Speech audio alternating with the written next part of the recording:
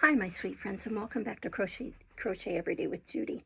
Today we're continuing our reading from Oliver Twist, starting with chapter 19, in which a notable plan is discussed and determined on. It was a chill, damp, windy night when the Jew, buttoning his greatcoat tight round his shriveled body and pulling the collar up over his ears so as completely to obscure the lower part of his face, emerged from his den. He paused on the step as the door was locked and chained behind him, and having listened while the boys made all secure and until their retreating footsteps were no longer audible, slunk down the street as quickly as he could. The house to which Oliver had been conveyed was in the neighborhood of Whitechapel. The Jew stopped for an instant at the corner of the street and, glancing suspiciously round, crossed the road and struck off in the direction of Spitalfields. The mud lay thick upon the stones, and a black mist hung over the streets. The rain fell sluggishly down, and everything felt cold and clammy to the touch. It seemed just the night when it befitted such a being as the Jew to be abroad. As he glided stealthily along, creeping beneath the shelter of the walls and doorways, the hideous old man seemed like some loathsome reptile, endangered in the slime and darkness through which he moved, crawling forth by night in search of some rich offal for a meal. He kept on his course through many winding and narrow ways until he reached Bethnal Green. Then, turning suddenly off to the left, he soon became involved in the maze of the mean and dirty streets which abound in that close and densely populated quarter. The Jew was evidently too familiar with the ground he traversed, however, to be at all bewildered, either by the darkness of the night or by the intricacies of the way. He hurried through several alleys and streets, and at length turned into one lighted only by a single lamp at the farther end. At the door of a house in this street he knocked, and having exchanged a few muttered words with the person who opened it, walked upstairs. A dog growled as he touched the handle of a room door, and a man's voice demanded who was there. "Only me, Bill, only me, my dear," said the Jew, looking in. "Bring in your body, then," said Sikes. "Lie down, you stupid brute. Don't you know the devil when he's got a greatcoat on?" Apparently the dog had been somewhat deceived by Mr. Fagin's outer garment, for as the Jew unbuttoned it and threw it over the back of a chair, he retired to the corner from which he had risen, wagging his tail as he went, to show that he was as well satisfied as it was in his nature to be. "Well," said Sikes. "Well, my dear," replied the Jew. "Ah, Nancy." The latter recognition was uttered with just enough of embarrassment to imply a doubt of its reception, for Mr. Fagin and his young friend had not met since she had interfered in behalf of Oliver. All doubts upon the subject, if he had any, were speedily removed by the young lady's behavior. She took her feet off the fender, pushed back her chair, and bade Fagin draw up his without saying more about it, for it was a cold night and no mistake. "It is cold, Nancy dear," said the Jew as he warmed his skinny hands over the fire. "It seems to go right through one," added the old man, touching his side. "It must be a piercer if it finds its way through your heart," said Mr. Sikes. "Give him something to drink, Nancy. Burn my body. Make haste. It's enough to turn a man ill to see his lean old carcass shivering in that way, like an ugly ghost just rose from the grave." Nancy quickly brought a bottle from the cupboard, in which there were many, which, to judge from the diversity of their appearance, were filled with several kinds of liquids. Sikes, pouring out a glass of brandy, bade the Jew drink it off. "Quite enough. Quite, thank you, Bill," replied the Jew, putting down the glass after just setting his lips to it. "What, you're afraid of our getting the better of you, are you?" inquired Sikes, fixing his eyes on the Jew. "Ugh!" With a coarse grunt of contempt, Mr. Sikes seized the glass and threw the remainder of its contents into the ashes, as a preparatory ceremony to filling it again for himself, which he did at once. The Jew glanced round the room as his companion tossed down the second glassful, not in curiosity, for he had seen it often before, but in a restless and suspicious manner which was habitual to him. It was a meanly furnished apartment, with nothing but the contents of the closet to induce the belief that its occupier was anything but a working man, and with no more suspicious articles displayed to view than 2 or 3 heavy bludgeons which stood in a corner, and a life-preserver that hung over the chimney-piece. "There," said Sikes, smacking his lips. "Now I'm ready." "For business?" inquired the Jew. "For business," replied Sikes. "So say what you've got to say." "About the crib at Chertsey, Bill," said the Jew, drawing his chair forward and speaking in a very low voice. "Yes, what about it?" inquired Sikes. "You know what I mean, my dear," said the Jew. "He knows what I mean, Nancy, don't he?" "No, he don't," sneered Mr. Sikes. "Or he won't, and that's the same thing. Speak out and call things by the right names. Don't sit there winking and blinking and talking to me in hints as if you weren't the very first that thought about the robbery. What do you mean?" "Hush, Bill, hush," said the Jew, who had in vain attempted to stop this burst of indignation. "Somebody will hear us, my dear, somebody will hear us." "Let him hear," said Sikes. "I don't care." But as Mr. Sikes did care, upon reflection, he dropped his voice as he said the words and grew calmer. There, said the Jew coaxingly. It was only my caution, nothing more. Now, my dear, what about that crib at Chertsey? When is it to be done, Bill, eh? When is it to be done? Such plate, my dear, such plate, said the Jew, rubbing his hands and elevating his eyebrows in a rapture of anticipation. Not at all, replied Sikes coldly. Not to be done at all, echoed the Jew, leaning back in his chair. No, not at all, rejoined Sikes. At least it can't be a put-up job as we expected. Then it hasn't been properly gone about, said the Jew, turning pale with anger. Don't tell me. But I will tell you, retorted Sikes. Who are you that's not to be told? I tell you that Toby Crackit has been hanging about the place for a fortnight, and he can't get one of the servants into a line. Do you mean to tell me, Bill, said the Jew, softening as the other grew heated, that neither of the two men in the house can be got over? Yes, I do mean to tell you so, replied Sikes. The old lady has had 'em these 20 year, and if you were to give 'em £500, they wouldn't be in it. But do you mean to say, my dear, remonstrated the Jew, that the women can't be got over? Not a bit of it, replied Sikes. Not by Flash Toby Crackit, said the Jew incredulously. Think what women are, Bill. No, not even by Flash Toby Crackit, replied Sikes. He says he's worn sham whiskers and a canary waistcoat the whole blessed time he's been loitering down there, and it's all of no use. He should have tried mustachios and a pair of military trousers, my dear, said the Jew. So he did, rejoined Sikes, and they weren't of no more use than the other plant. The Jew looked very blank at this information. After ruminating for some minutes with his chin sunk on his breast, he raised his head and said with a deep sigh that if Flash Toby Crackit reported aright, he feared the game was up. And yet, said the old man, dropping his hands on his knees, it's a sad thing, my dear, to lose so much when we had set our hearts upon it. So it is, said Mr. Sikes, worse luck. A long silence ensued, during which the Jew was plunged in deep thought with his face wrinkled into an expression of villainy perfectly demoniacal. Sikes eyed him furtively from time to time. Nancy, apparently fearful of irritating the housebreaker, sat with her eyes fixed upon the fire, as if she had been deaf to all that passed. Fagin, said Sikes, abruptly breaking the stillness that prevailed, is it worth 50 shiners extra if it's safely done from the outside? Yes, said the Jew, as suddenly rousing himself. Is it a bargain? Inquired Sikes. Yes, my dear, yes, rejoined the Jew, his eyes glistening and every muscle in his face working with the excitement that the inquiry had awakened. Then, said Sikes, thrusting aside the Jew's hand with some disdain, let it come off as soon as you like. Toby and I were over the garden wall a night before last, sounding the panels of the door and shutters. The crib's barred up at night like a jail, but there's one part we can crack, safe and softly. Which is that, Bill? Asked the Jew eagerly. Why, whispered Sikes, as you cross the lawn. Yes, yes, said the Jew, bending his head forward with his eyes almost starting out of it. Umph, cried Sikes, stopping short as the girl, scarcely moving her head, looked suddenly round and pointed for an instant to the Jew's face. Never mind which part it is. You can't do it without me, I know, but it's best to be on the safe side when one deals with you. As you like, my dear, as you like, replied the Jew. Is there no help wanted but yours and Toby's? None, said Sikes, except a centre bit and a boy. The first we both got, the second you must find us. A boy, exclaimed the Jew. Oh, then it's a panel, eh? Never mind what it is, replied Sikes. I want a boy, and he mustn't be a big un. Lord, said Mr. Sikes reflectively, if I'd only got that young boy of Ned the chimney sweeper's. He kept him small on purpose and let him out by the job, but the father gets lagged, and then the Juvenile Delinquent Society comes and takes the boy away from a trade where he was earning money, teaches him to read and write, and in time makes apprentice of him. And so they go on, said Mr. Sikes, his wrath rising with the recollection of his wrongs. So they go on, and if they've got money enough, which is a providence they have not, we shouldn't have half a dozen boys left in the whole trade in a year or two. No more we should, acquiesced the Jew, who had been considering during the speech and had only caught the last sentence. Bill. What now? Inquired Sikes.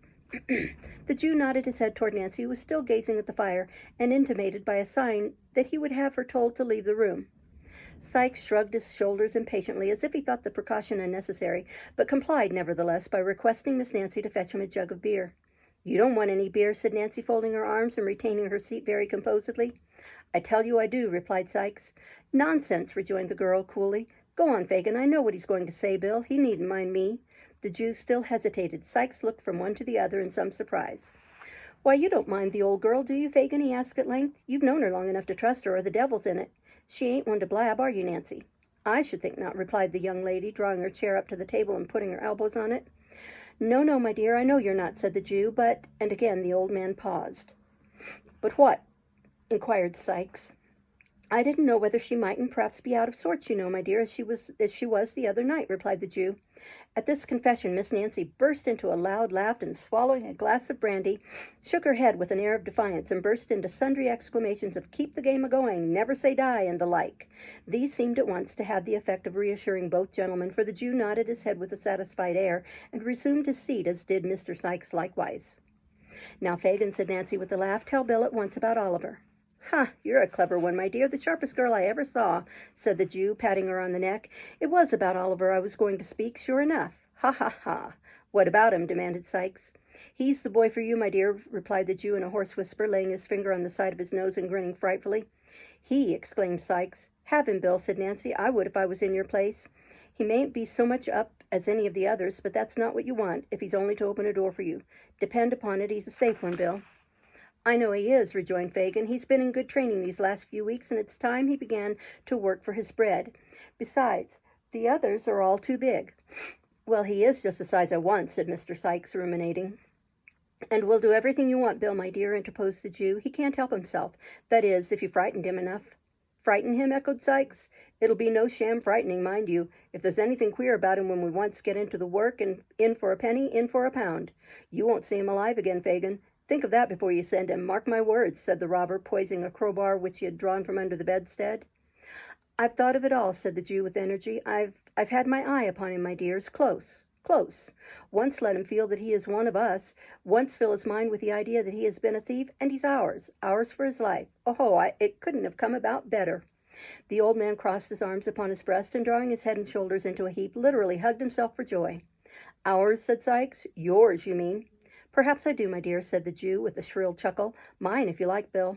"And what," said Sikes, scowling fiercely on his agreeable friend, "what makes you take so much pains about one chalk-faced kid when you know there are 50 boys snoozing about Common Garden every night as you might pick and choose from?" "Because they're of no use to me, my dear," replied the Jew with some confusion. "Not worth the taking. Their looks convict 'em when they get into trouble, and I lose 'em all. With this boy properly managed, my dears, I could do what I couldn't with 20 of them. Besides," said the Jew, recovering his self-possession, "he has us now. If he could only give us leg bail again, and he must be in the same boat with us. Never mind how he came there. It's quite enough for my power over him that he was in a robbery. That's all I want. Now, how much better this is than being obliged to put the poor little boy out of the way, which would be dangerous, and we should lose by it besides." "When is it to be done?" asked Nancy, stopping some turbulent exclamation on the part of Mr. Sikes, expressive of the disgust with which he received Fagin's affectation of humanity. "Ah, to be sure," said the Jew. "When is it to be done, Bill?" "I planned with Toby the night after tomorrow," rejoined Sikes in a surly voice, "if he heard nothing from me to the contrary." "Good," said the Jew. "There's no moon." "No," rejoined Sikes. "It's all arranged about bringing off the swag, is it?" asked the Jew. Sikes nodded. "And about—" It's all planned," rejoined Sikes, interrupting him. "Never mind particulars. You'd better bring the boy here tomorrow night. I shall get off the stones an hour arter daybreak. Then you hold your tongue, keep the melting pot ready, and that's all you'll have to do." After some discussion, in which all three took an active part, it was decided that Nancy should repair to the Jew's next evening when the night had set in, and bring Oliver away with her, Fagin craftily observing that, if he evinced any disinclination to the task, he would be more willing to accompany the girl who had so recently interfered in his behalf than anybody else. It was also solemnly arranged that poor Oliver should, for the purposes of the contemplated expedition, be unreservedly consigned to the care and custody of Mr. William Sikes, and further, that the said Sikes should deal with him as he thought fit, and should not be held responsible by the Jew for any mischance or evil that might befall the boy, or any punishment with which it might be necessary to visit him, it being understood that, to render the compact in this respect binding, any representations made by Mr. Sikes on his return should be required to be confirmed and corroborated in all important particulars by the testimony of Flash Toby Crackit. These preliminaries adjusted, Mr. Sikes proceeded to drink brandy at a furious rate, and to flourish the crowbar in an alarming manner, yelling forth at the same time most unmusical snatches of song, mingled with wild execrations. At length, in a fit of professional enthusiasm, he insisted upon producing his box of housebreaking tools, which he had no sooner stumbled in with, and opened for the purpose of explaining the nature and properties of the various implements it contained, and the peculiar beauties of their construction, than he fell over it upon the floor and went to sleep where he fell. "Good night, Nancy," said the Jew, muffling himself up as before. "Good night." Their eyes met, and the Jew scrutinized her narrowly. There was no flinching about the girl. She was as true and earnest in the matter as Toby Crackit himself could be. The Jew again bade her good night, and bestowing a sly kick upon the prostrate form of Mr. Sikes, while her back was turned, groped downstairs. Always the way, muttered the Jew to himself as he turned homewards. The worst of these women is that a very little thing serves to call up some long-forgotten feeling, and the best of them is that it never lasts. Ha ha, the man against the child for a bag of gold. Beguiling the time with these pleasant reflections, Mr. Fagin wended his way through mud and mire to his gloomy abode, where the Dodger was sitting up impatiently awaiting his return. "Is Oliver abed? I want to speak with him," was the first remark as they descended the stairs. "Hours ago," replied the Dodger, throwing open a door. "Here he is." The boy was lying fast asleep on a rude bed upon the floor, so pale with anxiety and sadness and the closeness of his prison that he looked like death. Not death as it shows in shroud and coffin, but in the guise it wears when life has just departed, when a young and gentle spirit has but an instant fled to heaven, and the gross air of the world has not had time to breathe upon the changing dust it hallowed. "Not now," said the Jew, turning softly away. "Tomorrow. Tomorrow." Chapter 20. Wherein Oliver is delivered over to Mr. William Sikes. When Oliver awoke in the morning, he was a good deal surprised to find that a new pair of shoes with strong, thick soles had been placed at his bedside, and that his old ones had been removed. At first he was pleased with the discovery, hoping that it might be the forerunner of his release, but such thoughts were quickly dispelled on his sitting down to breakfast along with the Jew, who told him, in a tone and manner which increased his alarm, that he was to be taken to the residence of Bill Sikes that night. To stop there, sir?" asked Oliver anxiously. No, my dear, not to stop there," replied the Jew. "We shouldn't like to lose you. Don't be afraid, Oliver. You shall come back to us again. Ha, ha, ha. We won't be so cruel as to send you away, my dear. Oh, no, no." The old man, who was stooping over the fire toasting a piece of bread, looked round as he bantered Oliver thus, and chuckled, as if to show that he knew he would still be very glad to get away if he could. "I suppose," said the Jew, fixing his eyes on Oliver, "you want to know what you're going to Bill's for, my dear?"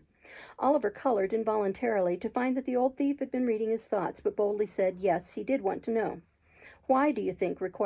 inquired Fagin, parrying the question. "Indeed, I don't know, sir," replied Oliver. "Bah," said the Jew, turning away with a disappointed countenance from a close perusal of the boy's face. "Wait till Bill tells you, then."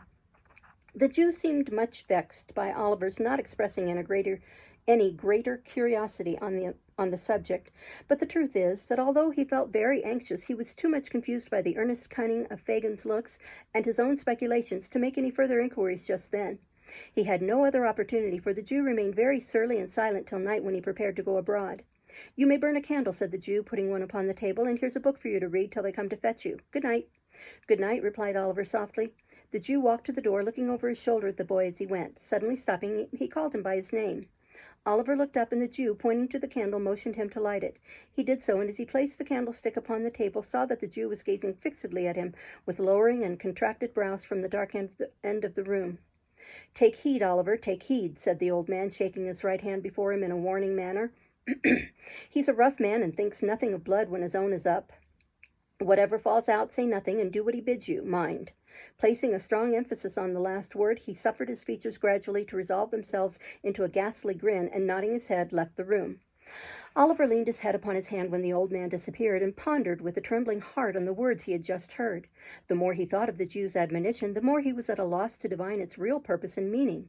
He could think of no bad object to be attained by sending him to Sikes, which would not be equally well answered by his remaining with Fagin, and after meditating for a long time, concluded that he had been selected to perform some ordinary menial offices for the housebreaker, until another boy, better suited for his purpose, could be engaged.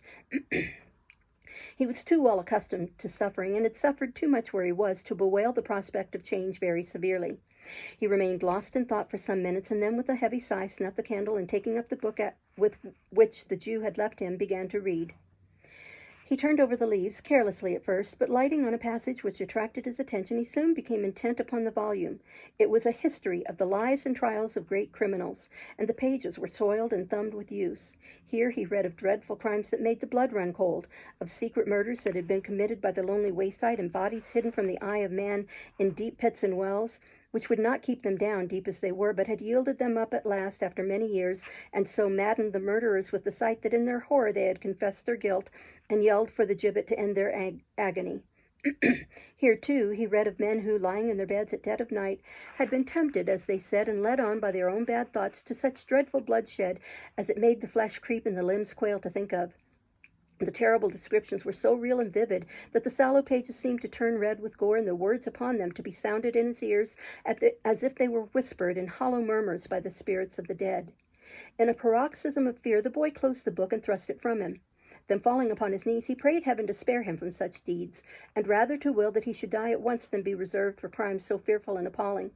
By degrees he grew more calm, and besought in a low and broken voice that he might be rescued from his present dangers, and that if any aid were to be raised up for a poor outcast boy who had never known the love of friends or kindred, it might come to him now when, desolate and deserted, he stood alone in the midst of wickedness and guilt. He had concluded his prayer, but still remained with his head buried in his hands when a rustling noise aroused him. "What's that?" he cried, starting up and catching sight of a figure standing by the door. "Who's there?" "Me. Only me," replied a tremulous voice. Oliver raised the candle above his head and looked toward the door. It was Nancy. "Put down the light," said the girl, turning away her head. "It hurts my eyes." Oliver saw that she was very pale, and gently required if she were ill. The girl threw herself into a chair with her back towards him and wrung her hands, but made no reply. "God forgive me," she cried after a while. "I never thought of this." "Has anything happened?" asked Oliver. "Can I help you?" "I will if I can. I will indeed." She rocked herself to and fro, caught her throat, and uttering a gurgling sound, struggled and gasped for breath. "Nancy," cried Oliver, "what is it?" The girl beat her hands upon her knees and her feet upon the ground, and suddenly stopping, drew her shawl close around her and shivered with cold. Oliver stirred the fire. Drawing her chair close to it, she sat there for a little time without speaking, but at length she raised her head and looked around. "I don't know what comes over me sometimes," said she, affecting to busy herself in arranging her dress. "It's this damp, dirty room, I think. Now, Nolly, dear, are you ready?" "Am I to go with you?" asked Oliver. "Yes, I have come from Bill," replied the girl. "You are to go with me." "What for?" said Oliver, recoiling. "What for?" echoed the girl, raising her eyes and averting them again the moment they encountered the boy's face. "Oh, for no harm." "I don't believe it," said Oliver, who had watched her closely. "Have it your own way," rejoined the girl, affecting to laugh. "For no good, then." Oliver could see that he had some power over the girl's better feelings, and for an instant thought of appealing to her compassion for his helpless state. But then the thought darted across his mind that it was barely 11 o'clock, and that many people were still in the streets, of whom surely some might be found to give credence to his tale. As the reflection occurred to him, he stepped forward and said somewhat hastily that he was ready. Neither his brief consideration nor its purport was lost on his companion. She eyed him narrowly while he spoke, and cast upon him a look of intelligence which sufficiently showed that she guessed what had been passing in his thoughts. "Hush," said the girl, stooping over him and pointing to the door as she looked cautiously round. "You can't help yourself. I have tried hard for you, but all to no purpose. You are hedged round and round, and if ever you are to get loose from here, this is not the time." Struck by the energy of her manner, Oliver looked up in her face with great surprise. She seemed to speak with the truth. Her countenance was white and agitated, and she trembled with very earnestness. "I have saved you from being ill-used once, and I will again, and I do now," continued the girl aloud, "for those who would have fetched you, if I had not, would have been far more rough than me. I have promised for your being quiet and silent. If you are not, you will only do harm to yourself and me too, and perhaps be my death. See here, I have borne all this for you already, as true as God sees me show it." She pointed hastily to some livid bruises on her neck and arms, and continued with great rapidity. "Remember this, and don't let me suffer more for you just now. If I could help you, I would, but I have not the power. They don't mean to harm you, and whatever they make you do is no fault of yours. Hush, every word from you is a blow for me. Give me your hand. Make haste, your hand." She caught the hand which Oliver instinctively placed in hers, and blowing out the light, drew him after her up the stairs. The door was opened quickly by someone shrouded in the darkness, and was as quickly closed when they had passed out. A hackney cabriolet was in waiting. With the same vehemence with which she had exhibited in addressing Oliver, the girl pulled him in with her and drew the curtains close. The driver wanted no directions, but lashed his horse into full speed without the delay of an instant. The girl still held Oliver fast by the hand and continued to pour into his ear the warnings and assurances she had already imparted. All was so quick and hurried that he had scarcely time to recollect where he was or how he came there when the carriage stopped at the house to which the Jew's steps had been directed on the previous evening. For one brief moment Oliver cast a hurried glance along the empty street, and a cry for help hung upon his lips. But the girl's voice was in his ear, beseeching him in such tones of agony to remember her that he had not the heart to utter it. While he hesitated, the opportunity was gone, for he was already in the house and the door was shut. "This way," said the girl, releasing her hold for the first time. "Bill." "Hello," replied Sikes, appearing at the head of the stairs with a candle. "Oh, that's the time of day. Come on." This was a very strong expression of approbation, an uncommonly hearty welcome from a person of Mr. Sikes's temperament. Nancy, appearing much gratified thereby, saluted him cordially. "Bullseye's gone home with Tom," observed Sikes as he lighted them up. "He'd have been in the way." "That's right," rejoined Nancy. "So you've got the kid," said Sikes, when they had all reached the room, closing the door as he spoke. "Yes, here he is," replied Nancy. "Did he come quiet?" inquired Sikes. "Like a lamb," rejoined Nancy. "I'm glad to hear it," said Sikes, looking grimly at Oliver, "for the sake of his young carcass, as would otherwise have suffered for it. Come here, young, and let me read you a lecture which is as well got over at once." Thus addressing his new pupil, Mr. Sikes pulled off Oliver's cap and threw it into a corner, and then taking him by the shoulder, sat himself down by the table, and stood the boy in front of him. "Now first, do you know what this is?" inquired Sikes, taking up a pocket pistol which lay on the table. Oliver replied in the affirmative. "Well then, look here," continued Sikes, "this is powder, that ere's the bullet, and this is a little bit of an old hat for waddin'." Oliver murmured his comprehension of the different bodies referred to, and Mr. Sikes proceeded to load the pistol with great nicety and deliberation. "Now it's loaded," said Mr. Sikes when he had finished. "Yes, I see it is, sir," replied Oliver.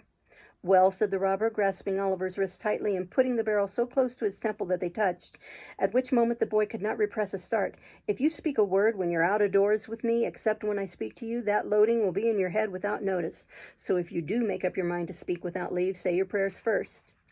Having bestowed a scowl upon the object of this warning to increase its effect, Mr. Sikes continued.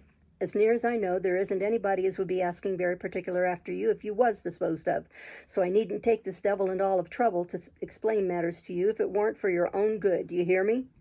"The short and the long of what you mean," said Nancy, speaking very emphatically and slightly frowning at Oliver, as if to bespeak his serious attention to her words, "is that if you're crossed by him in this job you have on hand, you'll prevent his ever telling tales afterwards by shooting him through the head, and will take your chance of swinging for it, as you do for a great many other things in the way of business, every month of your life." "That's it," observed Mr. Sikes approvingly. "Women can always put things in fewest words, except when it's a blowing up, and then they lengthens it out. And now that he's thoroughly up to it, let's have some supper and get a snooze before starting." In pursuance of this request, Nancy quickly laid the cloth, and disappearing for a few minutes, presently returned with a pot of porter and a dish of sheep's heads, which gave occasion to several pleasant witticisms on the part of Mr. Sikes, founded upon the singular coincidence of Jemmy's being a cant name common to them, and also to an ingenious implement much used in his profession. Indeed, the worthy gentleman, stimulated perhaps by the immediate prospect of being in active service, was in great spirits and good humour. In proof whereof, it may be remarked that he humorously drank all the beer at a draught, and did not utter on a rough calculation more than 80 oaths during the whole progress of the meal. Supper being ended, it may be easily conceived that Oliver had no great appetite for it. Mr. Sikes disposed of a couple of glasses of spirits and water, and threw himself upon the bed, ordering Nancy, with many imprecations in case of failure, to call him at 5 precisely. Oliver stretched himself in his clothes by command of the same authority on a mattress upon the floor, and the girl, mending the fire, sat before it in readiness to rouse them at the appointed time. For a long time Oliver lay awake, thinking it not impossible that Nancy might seek that opportunity of whispering some further advice, but the girl sat brooding over the fire without moving, save now and then to trim the light. Weary with watching and anxiety, he at length fell asleep. When he awoke, the table was covered with tea things, and Sikes was thrusting various articles into the pockets of his greatcoat, which hung over the back of a chair, while Nancy was busily engaged in preparing breakfast. It was not yet daylight, for the candle was still burning, and it was quite dark outside. A sharp rain, too, was beating against the window panes, and the sky looked black and cloudy. "Now then," growled Sikes as Oliver started up, half past 5. "Look sharp, or you'll get no breakfast, for it's late as it is." Oliver was not long in making his toilet, and having taken some breakfast, replied to a surly inquiry from Sikes by saying that he was quite ready. Nancy, scarcely looking at the boy, threw him a handkerchief to tie round his throat, and Sikes gave him a large rough cape to button over his shoulders. Thus attired, he gave his hand to the robber, who, merely pausing to show him with a menacing gesture that he had the pistol in a side pocket of his greatcoat, clasped it firmly in his, and exchanging a farewell with Nancy, led him away. Oliver turned for an instant when they reached the door, in the hope of meeting a look from the girl, but she had resumed her old seat in front of the fire and sat perfectly motionless before it. We'll stop there and start tomorrow with Chapter 21. Thank you for listening. Bye-bye.